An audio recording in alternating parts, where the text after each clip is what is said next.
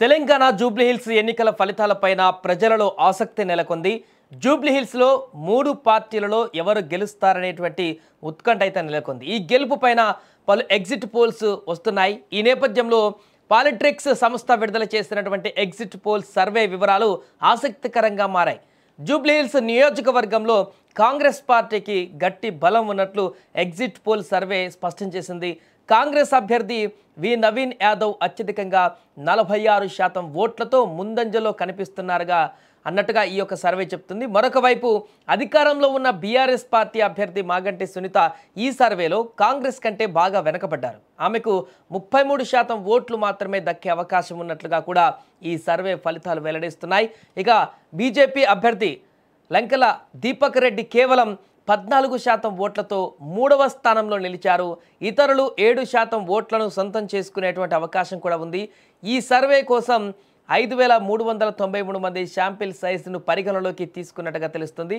ఈ నేపథ్యంలోనే తాజాగా ఈ యొక్క ఎగ్జిట్ పోల్కి సంబంధించిన వివరాలన్నీ కూడా ప్రజలు ఆసక్తిగా చూస్తున్నారు. ఎగ్జిట్ పోల్ ఫలితాలే కాకుండా అంతకుముందు పాలిటిక్స్ సంస్థ నిర్వహించినటువంటి ప్రీపోల్ సర్వేలను పరిశీలిస్తే కూడా కాంగ్రెస్ అభ్యర్థి నవీన్ యాదవ్ ముందంజ స్పష్టంగా కనిపిస్తోంది. నవంబర్ 9, 2025 ప్రీపోల్ ప్రకారం కాంగ్రెస్ అభ్యర్థి నవీన్ యాదవ్ 39% ఓట్లతో మొదటి స్థానంలో ఉన్నారు. బీఆర్ఎస్ అభ్యర్థి మాగంటి సునీత 36%, బీజేపీ అభ్యర్థి దీపక్ రెడ్డి 19% ఓట్లు సాధించారు. నవంబర్ 5, 2025 ప్రీపోల్లో బీఆర్ఎస్ అభ్యర్థి మాగంటి సునీత అత్యధికంగా 42% ఓట్లతో తొలి స్థానంలో నిలిచారు. అయితే నవీన్ యాదవ్ 37% ఓట్లతో ఆమెకు గట్టి పోటీ ఇచ్చారు. ఇక దీపక్ రెడ్డి అప్పుడు 17% ఓట్లు వచ్చాయి. అంతకుముందు సెప్టెంబర్ 15, 2025 ప్రీపోల్లో కాంగ్రెస్ పార్టీ 34% ఓట్లతో ముందంజలో ఉంది.